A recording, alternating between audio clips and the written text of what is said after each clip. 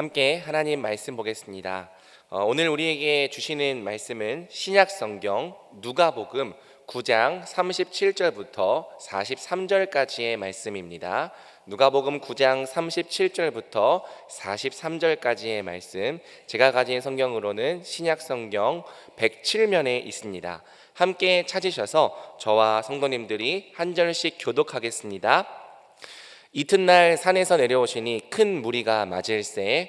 무리 중에 한 사람이 소리질러 이르되 선생님, 청컨대 내 아들을 돌보아 주옵소서. 이는 내 외아들이니이다. 귀신이 그를 잡아 갑자기 부르짖게 하고 경련을 일으켜 거품을 흘리게 하며 몹시 상하게 하고야 겨우 떠나가나이다. 당신의 제자들에게 내쫓아 주기를 구하였으나 그들이 능히 못하더이다. 예수께서 대답하여 이르시되 믿음이 없고 패역한 세대여, 내가 얼마나 너희와 함께 있으며 너희에게 참으리요. 내 아들을 이리로 데리고 오라 하시니 올 때에 귀신이 그를 거꾸로 트이고 심한 경련을 일으키게 하는지라. 예수께서 더러운 귀신을 꾸짖으시고 아이를 낫게 하사 그 아버지에게 도로 주시니. 함께 읽겠습니다. 사람들이 다 하나님의 위엄에 놀라니라. 그들이 다 그 행하시는 모든 일을 놀랍게 여길세. 예수께서 제자들에게 이르시되 아멘. 사랑하는 여러분, 저는 오늘 본문을 묵상하다가 한 단어에서 더 이상 진도가 나가지 않고 가슴이 뭉클했습니다. 오늘 보면 37절에 보니까 이튿날 산에서 내려오시니 큰 무리가 맞을세. 38절에 무리 중에 한 사람이 소리질러 이르되 선생님, 청컨대 내 아들을 돌보아 주옵소서. 이는 내 외아들이니이다. 선생님, 좀 불쌍히 여겨주십시오. 저를 좀 봐주십시오. 여기를 좀 봐주십시오. 왜냐하면 제 아들이 지금 문제가 있는데 이 아들은 저의 외아들입니다. 이 아버지가 찾아 나와서 이 아들이 외아들이다라고 이야기하는 이 글을 읽다가, 이 본문을 읽다가 가슴이 뭉클한 거예요. 그 이유는 외아들 하나밖에 없는 이 자녀 문제 때문에 아파하고 애통했던 형제 자매들이 기억났기 때문입니다. 아들을 잃고 그 오랫동안 고생했던 것, 그 아들 때문에 아들을 고치기 위해서 너무나 애썼던 이 주변에 너무나 많은 사람들이 있었기 때문에 이 외아들이라고 하는 이 단어에서 계속 성경을 더 읽어 내려가질 못했습니다. 사랑하는 여러분, 오늘 이 자리에 여러분들도 외아들은 아니라 할지라도 여러분의 사랑하는 아들, 딸, 그리고 소중히 여기는 사람들 때문에 고통 중에 있는 분들이 있다면 하나님께서 오늘 이 말씀을 통해 여러분들에게 위로와 은혜 주시기를 축복합니다. 여러분, 그렇다면 도대체 이 아버지가 아들이 어땠길래, 이 외아들이 어떤 문제에 있었길래 이렇게 예수님께 다가와서 이렇게 외아들을 좀 불쌍히 여겨달라고 할까요? 오늘 마태복음 17장 15절, 오늘 본문과 병행 구절이 되는데 그곳에는 아주 자세하게 설명을 하고 있습니다. 주여, 내 아들을 불쌍히 여기소서. 그가 간질로 심히 고생하여 자주 불에도 넘어지며 물에도 넘어지는지라. 여기에 보니까 간질이라고 얘기합니다. 아이가 간질이라고 하는 질병에 걸렸습니다. 여러분, 혹시 여러분의 아이들 중에, 혹시 가족 식구들 중에 간질을 앓은 사람이 있다고 한다면 여러분이 조금 그 어떤 상태인지 아실 겁니다. 뇌전증이라고 이야기하죠. 많은 경우에는 살짝 잘 모르고 지나가며 깜빡깜빡하는 것도 이 간질이고 뇌전증이지만은 구역질이 나고 또 경련을 아주 작게 일으키고 또 입술이나 이런 부분들이 좀 비뚤어지기도 하고 단순 발작부터 시작해서 복합적으로 발작이 일어나고 그리고 전신 발작까지 이 간질이라고 하는 것은 굉장히 다양한 증세들이 있습니다. 특별히 대발작이 일어나면 온몸이 굳고 그리고 거품이 나기도 하고 그리고 정신을 잃는 거죠. 그런데 오늘 이 본문은 단순한 이러한 간질만은 아니었습니다. 그래서 이 마태복음에서는 간질이라고 이야기를 하지만 다른 성경에서는 특별히 오늘 39절 말씀을 보면 귀신이 그를 붙잡아 갑자기 부르짖게 하고 경련을 일으키고 거품을 흘리게 하고 몹시 상하게 하고 나서야 겨우 떠납니다. 이 배경 속에는 뭐냐면 일반 간질과 이런 것들은 본인이 고통하고 쓰러지고 하면서 하는 경우가 많은데 이 아이는 분명히 간질은 간질인데 물 속에도 뛰어들어가고 불 속에도 뛰어들어가고 아이가 힘들고 아픈 그것을 틈타서 악한 영이 이 아이로 하여금 자꾸만 생명을 끊도록 자꾸만 이 아들을 충동하는 것을 이 부모와 주변 사람들이 느낀 거예요. 그래서 병명은 간질이지만 이상하다, 무엇인가에 잡혀있다, 단순히 아파서 뇌에 문제가 있어서 간질만이 아니라 물불을 가리지 않고 뛰어들어가는, 통제할 수 없는, 생명을 끊으려고 하는, 이 아이의 생명을 앗아가려고 하는 그런 악한 영의 역사가 있다. 이렇게 지금 이 성경이 이야기를 하고 있는 겁니다. 사랑하는 여러분, 저는 오늘 이 외아들의 문제를 가지고 나온 이 아버지의 이야기를 오늘 여러분들과 함께 나누면서 도대체 이 이야기를 통해 하나님께서 오늘 우리에게 무슨 말씀을 하시고자 하는가, 왜 아들이 귀신 들린 것 때문에 찾아나온 한 아버지의 절규를 통해서 하나님이 오늘 이 시대에 살아가는 우리들에게 하시고자 하시는 말씀이 무엇인가 하는 것을 오늘 여러분들과 함께 나누려고 합니다. 오늘 첫 번째로 오늘 본문을 통해서 하나님이 우리에게 주신 말씀은 누구든지 외아들의 문제가 있다. 따라하겠습니다. 외아들 문제가 있다. 외아들인지 아들 외 문제든지 우리는 다 이 비슷한 문제가 있습니다. 가정마다 문제가 없는 가정이 없고, 그리고 문제마다 작은 문제만이 아니라 사실은 도사리고 있는 큰 문제, 또 지난 시간에 내가 풀 수 없었던 나만의 아픔, 나만 알고 있는 어떤 속쓰림, 이런 것들 우리는 다 가지고 있습니다. 여러분, 이 외아들 이 말 자체가 강력하죠. 하나밖에 없다. 그래서 외동아들이라고 얘기합니다. 오직 아들 하나만 있는 집안. 그런데 아들도 있지만 딸도 있을 때 그때도 외아들이라고 합니다. 왜 이렇게 외아들만 외아들 이렇게 했느냐? 그 이유는 이스라엘이든 우리 대한민국이든 집안의 대가 끊어지는 데 있어서 아들을 소중히 하는 문화 속에 있었기 때문입니다. 그러니까 외아들은 유일한 거죠. 그리고 기쁨의 표상입니다. 요새는 그렇지 않죠. 요새는 딸을 가진 분들을 100점, 200점, 300점, 만점을 주기도 하지만 아들만 셋 있는 경우는 몇 점? 하여간 점수를 줄 수가 없는 그러한 아픔 속에 있기도 합니다. 그만큼 이 시대가 많이 바뀐 거죠. 아들은 낳고 잊어버리지만 딸은 가까이 와서 살고 딸이 재산이 되고 하는 경우도 있습니다만 다 사람 나름입니다. 저는 여러분의 아들, 딸이 다 어디에 있든지 하나님의 은혜 가운데 복이 되고 부모에게 기쁨이 되기를 축복합니다. 그런데 이 옛날에는 그렇지 않단 말이에요. 그러니까 이 아들은 집안 전체의 기쁨이 되기도 했어요. 그러다 보니까 이 외아들은 대부분 이 성격이라든지 아니면 성질, 또 이런 여러 가지 버릇, 이런 부분에 있어서 좋지 않다는 평을 많이 해왔습니다. 사실 그렇지 않죠. 사람마다 다르고 더 좋은 사람도 있는데도 불구하고 왜 이런 말이 나오냐면 너무 사랑하니까 버릇이 없어졌다는 뜻입니다. 너무 귀하기 때문에, 혼내야 될 거 혼내지 못하고 너무 귀하기 때문에 아까워서 하다 보니까 문제가 생기는 경우가 많다는 것이죠. 그래서 이 외아들의 문제는 개인 문제가 아닙니다. 외아들이 다치면 집안이 막 할아버지부터 해서 다 나와가지고 그랬던 기억들이 다 있을 겁니다. 오늘 본문의 아버지도 그래요. 외아들 문제가 생기니까 자기 거 다 내려놓고 지금 외아들 고치기 위해서 아버지가 지금 돌아다니고 있습니다. 여러분, 평상시에는 몰라요. 사랑하는 사람이 아프면 그 아픈 사람이 얼마나 중요한지 알죠. 남편 때문에, 아내 때문에, 그리고 사랑하는 자녀 때문에 그리고 부모님 때문에 고민하면서 왔다 갔다 하는, 또 그 아내를 고치기 위해서, 또 남편을 고치기 위해서 힘쓰는 우리 성도님들을 우리 주변에서 많이 보셨을 겁니다. 이 아버지는 더 그랬습니다.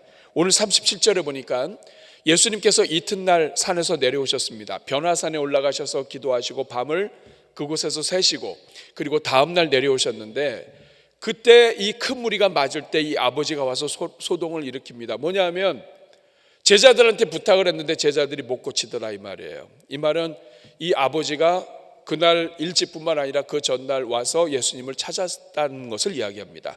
예수님을 찾았습니다. 근데 예수님 만나기 어려웠습니다. 제자들 만났고 결국에는 그날 밤을 산에서 보내고, 산 밑에서 보내고, 그 다음 날까지 기다렸습니다. 삶의 기본이 다 흔들린 거예요. 아들을 고치는 것 때문에, 외아들 문제 때문에. 39절 보니까 귀신이 그를 잡아 갑자기 부르짖게 하고 경련을 일으켜 거품 흘리게 하고 겨우 떠나갑니다 하는 것을 와서 이야기하면서 좀 고쳐달라고 이야기합니다. 차라리 내가 쓰러지는 것 같지, 내가 쓰러지는 게 낫지, 아들 거품 물고 쓰러지는 건 못 보겠다. 아들이 막 불에 뛰어들어가고 물에 뛰어들어가고 하는 건 나 못 보겠다. 어떻게 좀 도와달라는 겁니다. 그런데 여러분, 사실 오늘 우리도 마찬가지예요. 오늘 우리도 이 외아들의 문제가 없는 사람이 없습니다. 외아들이 아닐 뿐이지, 외아들과 버금가는 자기만의 문제가 있습니다. 나만 아는, 나만 속쓰린, 우리 집안에만 있는, 다른 사람은 안 그런데 왜 나만 있는 그러한 문제들이 있습니다. 이거를 오늘 이 외아들은 다 상징합니다. 이 외아들 때문에 오늘 이 사람이 예수님께 나왔다고 한다면 오늘 우리도 마찬가지예요. 이 외아들 문제가 있습니다. 사업, 직장, 아들, 딸, 첫째든 막내든 둘째든, 건강, 명예, 다 못다 이룬 꿈, 빚 문제, 물질 문제, 관계 문제. 여러분, 가정마다 이게 없는 사람이 없어요. 다 좋아, 다 좋은데 관계 문제가 있어서 집안에 갈등이 있어요. 다 좋아요, 내 부부 문제가 있어요. 다 좋아요, 내 아들이 하나님께 안 돌아왔어요. 다 좋아요, 근데 자녀들이 영적으로 정신적으로 아파요. 다 좋아요, 근데 이 풀어도 풀리지 않는 빚 문제가 있어요. 다 좋아요, 이 문제만 없으면 좋겠는데, 이런 것들이 우리 가정마다 없는 집이 없어요. 사랑하는 여러분, 오늘 본문은 그런 점에서 외아들 문제로 찾아 나온 그 한 아버지의 이야기가 아니라 오늘 우리의 문제입니다. 오늘 우리 또한 이 외아들 문제를 갖고 있어요. 사랑하는 여러분, 오늘 여러분들이 마음속에 가지고 있는 이 상처와 아픔, 그리고 여러분만이 가지고 있는 그 문제는 무엇입니까? 분명한 사실은 외아들 문제 없는 집은 하나도 없습니다. 이 세상 가운데 문제 없는 집은 없습니다. 왜 우리만 이런가? 아닙니다, 여러분. 같이 만나서 대화 나누고 하면 똑같습니다. 다 문제 있습니다. 문제 없는 가정 없습니다. 그러나 오늘 본문이 우리에게 가르쳐 주는 것은 해답이 없는 문제도 없다는 것입니다. 저는 오늘 이 본문 이야기를 통해서 하나님께서 여러분의 삶 속에 들어오시고 여러분의 그 고통 중에 있던 문제를 하나님이 만져주시기를 축복합니다. 두 번째, 오늘 본문을 통해서 하나님이 우리에게 알려주시는 것은 이 외아들이 예수님께 인도하는 길잡이가 된다는 거예요. 여러분, 이 외아들의 문제는 이 아버지에게 있어서 정말 지긋지긋한 문제고 풀 수 없는 문제고 절망입니다. 아이를 데리고 의사한테 가서 보여주고 처방을 받고 할 때마다 안 됐습니다. 이제는 절망이에요. 이 사람을 만나서 안 되고, 저기 용하다는 사람 찾고, 선지자가 왔다는 말 듣고 찾아가도 안 됩니다. 시간이 흐를수록 체념이 생기고 절망이 생기고 원망이 생깁니다. 왜 하나님은 나한테만 이렇게 하시는가? 그런데 이 아버지가 몰랐던 것이 있습니다. 그것은 뭐냐면 이 외아들의 문제는 외아들이 문제라고 생각을 했는데 이 외아들의 문제를 통해서 하나님이 이 아버지를 사람 만들어 간다는 거예요. 여러분, 오늘 이 본문에 보면 이 아버지가 예수님한테 와서 머리 숙이는 걸 봅니다. 사랑하는 여러분, 이 남자가 그리고 한 가정의 아버지가 다른 사람에게 머리 숙이는 거, 이거 쉬운 일이 아니죠. 성경 보면 이와 비슷한 사람이 또 하나 나옵니다. 회당장 야이로라고 있습니다. 여러분, 이스라엘 사회에서 회당장은 꽤 높은 사람입니다. 집안의 유지입니다. 지역의 유지입니다. 이런 사람들은 무릎을 꿇지 않죠. 우리 한국 사람도 그렇지만은 이스라엘도 마찬가지입니다. 무릎 꿇지 않습니다. 손 들고 기도하고 축복은 하지 무릎 꿇지 않습니다. 근데 회당장 야이로가 예수님께 와서 무릎 꿇습니다. 여러분, 자기 아이, 자기 딸, 자기 아들 아니면 절대로 무릎 꿇지 않은 사람이 무릎 꿇습니다. 뭡니까? 사람이 변해가는 거예요. 사람 되어가는 거예요. 이제까지는 가장 중요한 게 돈이라고 생각했고 물질이라고 생각했고 여러 가지라고 생각했는데 아이가 아프고 나서 보니까 그게 아니었던 거예요. 여러분, 지금도 물질, 돈, 또 명예 이런 것들이 가장 중요한 것이라고 생각하는 사람들 많습니다. 그런데 이런 사람들이 어떻게 변하느냐? 외아들 문제 딱 걸리면 변합니다. 이 외아들이 문제가 생기면 다 끝나는 거예요. 집안의 계보도 끝나고 정신이 하나도 없고 이 뭔가를 이루어도 안 되는 거예요. 물질이 아니라 사람이구나, 관계구나. 하나님께서 성경의 가장 큰 계명을 하나님을 사랑하고 이웃을 사랑하는 것이라고 한 이유는 신앙생활하는 데 있어서 우리가 살아가는 데 있어서 가장 중요한 게 관계이기 때문에 그렇습니다. 하나님께서 왜 이 죄 가운데 있는 우리를 위하여 자기 아들을 보내셨는가? 하나님과의 이 죄로 끊어진 관계를 회복하기 위한 거예요. 관계가 중요하고 영혼이 사람이 중요한 거죠. 그런데 이 아버지가 외아들이 아프면서 다 내려놓습니다. 직장 내려놓습니다. 일하는 거 내려놓습니다. 체면 내려놓습니다. 여러분, 체면 내려놓기 어렵습니다. 그런데 체면 내려놓으면 그 사람은 다 할 수 있습니다. 양반들이 그랬잖아요. 너 절대로 이리 오너라 하고선 무릎 꿇지도 않고 어떻게 내가 차라리 굶어 죽지. 그러나 체면 내려놓으면 그 사람 삽니다. 안 굶습니다. 여러분, 마찬가지입니다. 하나님 앞에서 자기 체면 내려놓고 아이를 집중하고 아이를 살려달라고 하는 동안에 이 아버지가 변화됩니다. 그리고 더 큰 변화가 일어납니다. 그것은 이 아버지는 이 아들이 문제라고 생각을 했어요. 그런데 이 아들이 문제가 아니라 아버지가 문제예요. 아버지가 변화됩니다. 그리고 이 아들이 문제라고 생각했는데 이 아들 때문에 이 아버지는 찾아다니다가 결국에는 인생의 주인 되시고 길과 진리와 그리고 생명이 되시는 예수님 앞에까지 옵니다. 다시 말하면 이 아들은 하나님을 만나게 하는 길잡이였던 거예요. 신명기 8장 3절에 이스라엘 광야 생활하는 이야기를 이렇게 기록하고 있습니다. 하나님께서 광야 생활을 통해 너를 낮추시고 주르게 하시며 또 너를 알지 못하며 내 조상들도 알지 못하던 만나를 내게 먹이신 것은 사람이 떡으로만 사는 것이 아니요 여호와 입에서 나오는 모든 말씀으로 사는 줄을 네가 알게 하려 하심이니라. 우리가 인생을 살다가 광야를 걸어가고 고통할 수 있고 배고플 수 있지만 이것 때문에 결국은 우리 인생에게 떡을 주시고 우리 인생의 복이 되시는 분이 하나님이 하나님의 말씀이라는 것을 깨닫게 된다는 거예요. 사랑하는 여러분, 이 아버지는 자기 자신도 모르게 지금 예수님과 대화를 시작했습니다. 마가복음 9장 21절부터 23절 보니까 예수님 말씀하십니다. 그 아버지에게 물으셨습니다. 이 사람은 지금, 이 아버지는 자기가 지금 누구 앞에 와 있는지도 지금 몰라요. 그냥 선생님, 남들이 선생님이라고 하니까 선생님한테 와서 지금 이야기합니다. 언제부터 이렇게 되었느냐 질문하시니까 어릴 때부터 그랬습니다. 22절에 귀신이 그를 죽이려고 물과 불에 자주 던졌나이다. 그러나 무엇을 할 수 있거든 우리를 불쌍히 여기사 도와주십시오. 그때 예수님이 말씀하십니다. 23절 같이 읽습니다. 예수께서 이르시되 할 수 있거든이 무슨 말이냐? 믿는 자에게는 능치 못할 일이.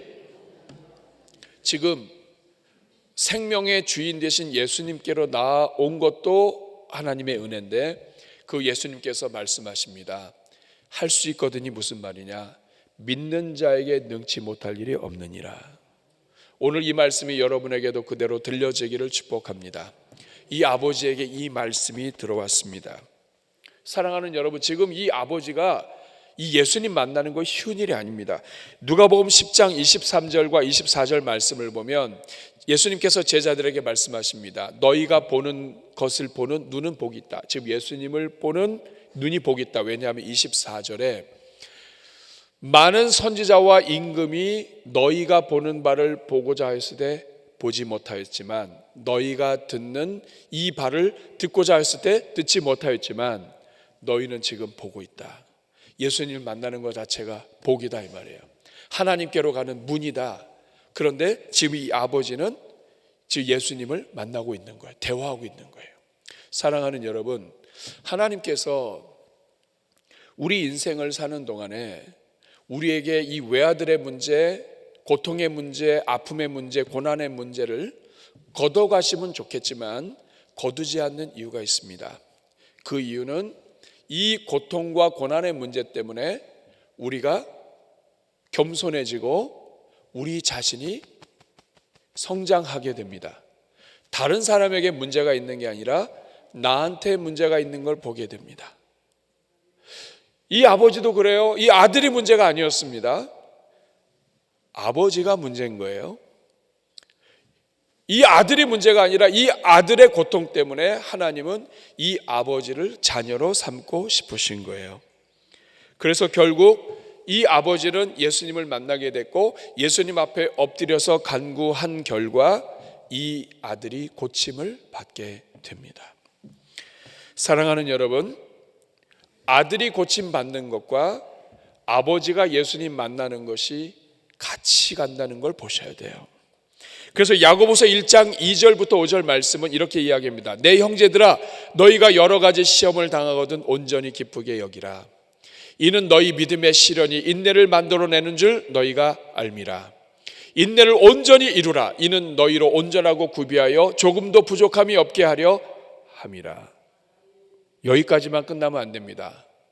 5절까지 나아가야 돼요. 5절에 같이 읽습니다.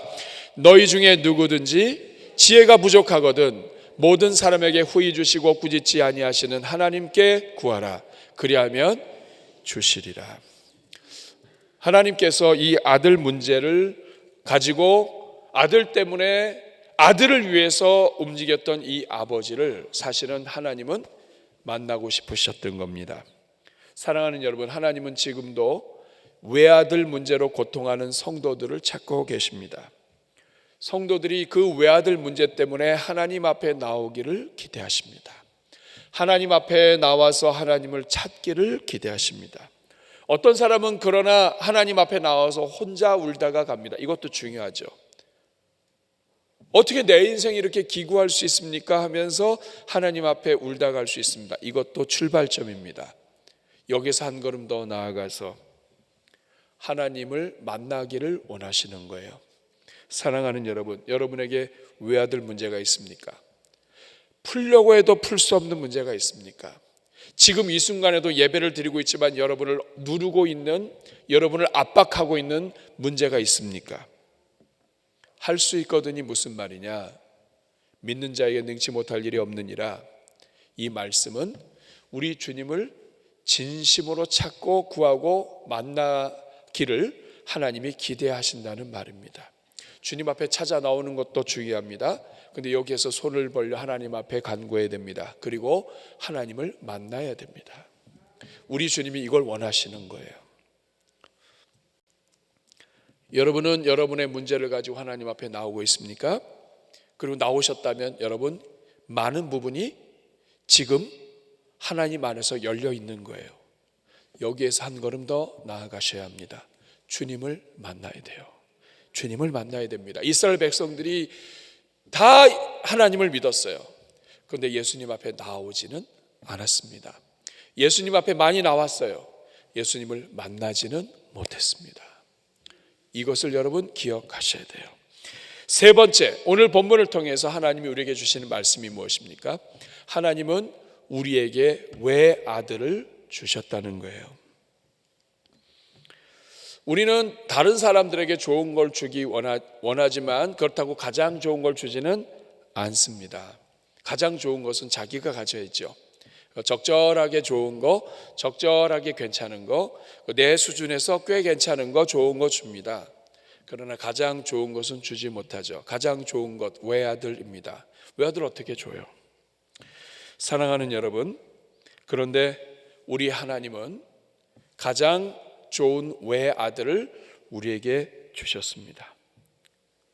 로마서 3장 요한복음 3장 16절에 이렇게 기록되어 있습니다. 하나님이 세상을 이처럼 사랑하사 독생자를 주셨으니 이는 그를 믿는 자마다 멸망하지 않고 영생을 얻게 하려 하심이라. 하나님은 어떤 분이시냐? 독생자를 주셨습니다. 우리는 우리의 독생자, 우리의 외아들을 살리기 위해서 움켜쥐는 반면에 하나님은 하나님의 가장 소중한 외아들을 우리에게 주셨습니다. 여러분, 외아들 주셨다고 하는 거, 이거는 작은 일이 아닙니다. 왕궁에서 이 왕자가 지나가면 이 왕자는 다 그냥 패스예요. 프리 패스, 통과. 근데 이 왕자가 누구를 데려가든지 그냥 다 통과합니다. 왕자는 어디든지 갈 수 있어요. 아버지한테도 갈 수 있고 어디든지 다 갈 수 있습니다. 통과예요. 사랑하는 여러분, 외아들은 집안의 마스터키죠. 그런 것처럼 하나님이 외아들 독생자를 주셨다. 이거는 장난이 아닙니다. 하나님이 자기의 독생자를 주셨다.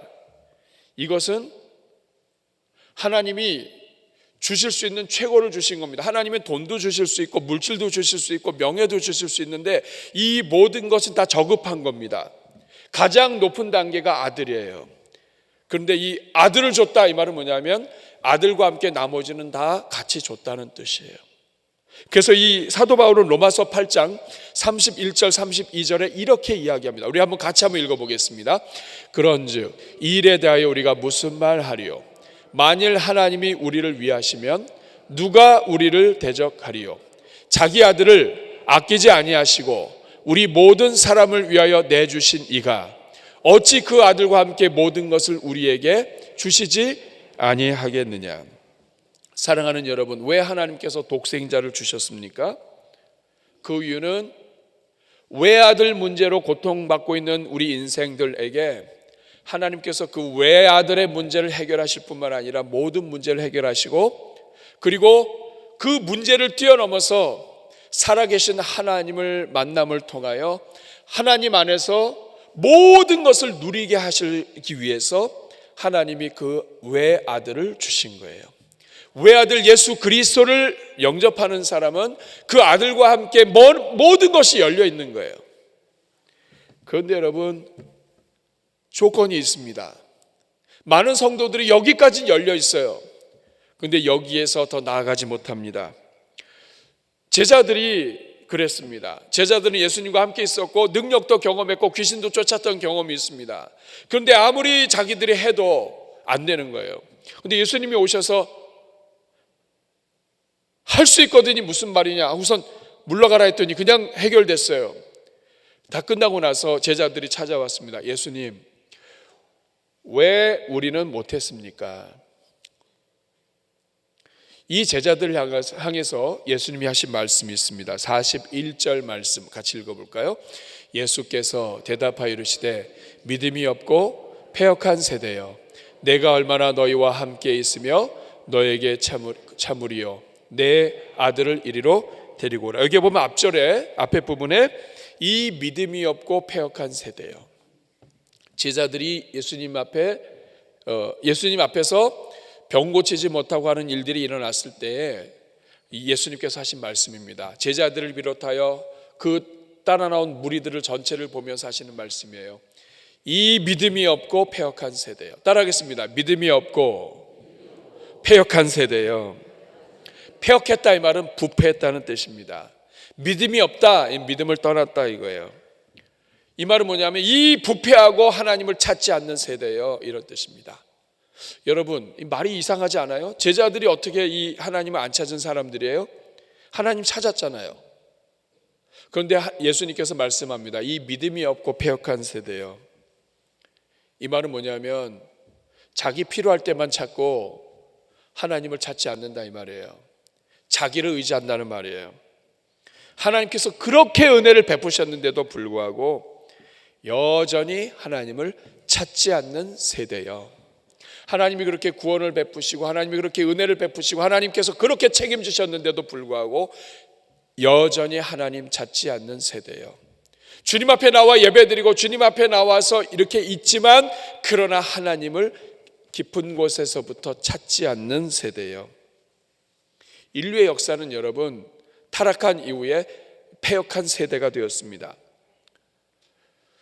하나님께서 노아를 부르시고 방주를 만들었습니다. 그리고 복음을 전하게 하시느라고 120년이 되도록 하나님께서 이 기간을 연장해 주셨습니다.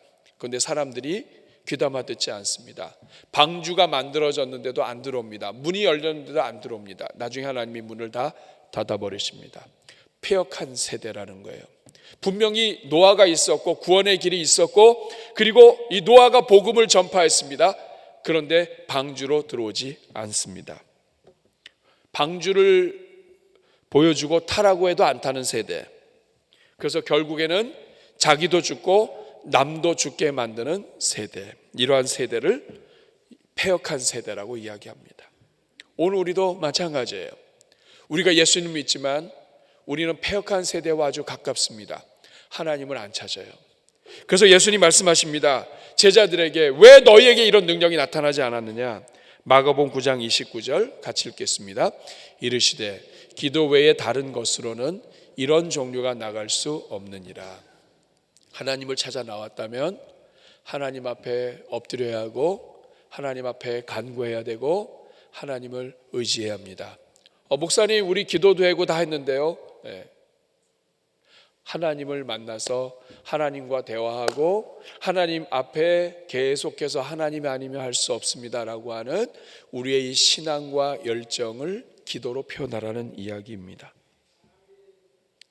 사랑하는 여러분, 우리 부모님들은 특징이 여러 아이들이 있지만 그 여러 아이들 다 외아들처럼 사랑을 하죠. 뭐 아이를 낳을 때는 첫째도 중요하고 둘째도 있고 하지만 점점 자라고 나면 부모님한테는 모든 자식이 다 똑같습니다. 이걸 하나님의 마음이에요. 성경에 보면 하나님이 다 그렇습니다. 하나님은 한 집에 이 양이 100마리가 있었어요. 한 마리가 어디 갔어요? 그러니까 이 99마리를 다 내려놓고 그리고 이 한 마리를 찾으러 가십니다. 이 말은 뭐냐면 하나님은 오늘 이 자리에 있는 여러분 한 사람 한 사람을 다 외아들처럼 여기신다는 거예요. 한 사람 한 사람을 외아들처럼 여기셔서 하나님의 독생자 외아들을 여러분 각 사람에게 주신 것입니다. 그리고 그 외아들 예수 그리스도와 함께 인생의 모든 문제를 이겨나갈 수 있도록 아들을 주셨으면 아들과 함께 다 주셨는데 오늘 우리가 이걸 누리지 못하는 거예요. 사랑하는 여러분, 한 가지 말씀을 드리고 마치려고 합니다. 당나귀가 우물에 빠졌습니다. 우물에 빠져가지고 꼼짝 못하는 거예요. 당나귀 입장에서는 죽겠죠. 빠졌는데 보니까 발도 부러진 것 같고 그 위를 쳐다보니까 밑에 물이 있고 그리고 이제 이 상태로 비 오면은 그냥 뭐 물에 빠져 죽는 거고. 근데 그 위에 이 주인은 보니까 이 꺼낼 수도 없고 방법도 없고 이 밑에서 막 당나귀는 막 소리를 지르죠. 근데 위에서는 방법이 없어요. 근데 이 상태로 있다가 이 당나귀가 죽으면 물도 썩고 우물도 죽고. 그래서 같이 고민한 결과 이거 그냥 묻어버리자. 여기 묻어버리고 유물도 사용하지 못하게 하고 당나귀는 죽고 이 유물을 그냥 끝내버리자 해서 흙을 벗습니다. 그랬더니 당나귀가 막 난리를 치는 거죠. 이 주인이라고 하는 게 흙을 집어던지고, 근데 이 혼자서 안 되니까 이 당나귀 주인이 마을 사람들 다 불러가지고 이 상황이 이렇게 됐다고, 이제 우리 이 정말 이 유물 죄송하게 됐다고 해가지고 하니까 마을 사람들이 다 흔쾌히 그러냐고 해서 우리 묻자고 해가지고 다 함께 흙을 다 이 삽으로 떠서 집어 던지는 거예요. 당나귀가 하늘 보니까 막 하늘에서 막 그 이제까지 살면서 한 번도 맞아보지 못한 흑셀에, 그리고 막 하면서 믿었던 그 주인이 막, 그리고 주인 친구들까지 다 와가지고 전부 다 흙을 던지니까 이제는 끝난 거죠. 근데 여러분, 이제는 됐겠지 하고선 사람들이 우물 안을 쳐다보니까 당나귀가 올라와 있는 거예요. 사랑하는 여러분, 우리 인생의 외아들 문제는 이와 같습니다. 인생의 고난과 아픔, 이것 때문에 때로는 우리를 이해하지 못하는 사람들이 흙을 집어던지고, 아무리 소리를 지르지만 누가 알아듣습니까? 주인이 당나귀 말 알아듣습니까? 누구한테 이야기합니까? 나의 아픔과 나의 고통을 누구한테 이야기합니까?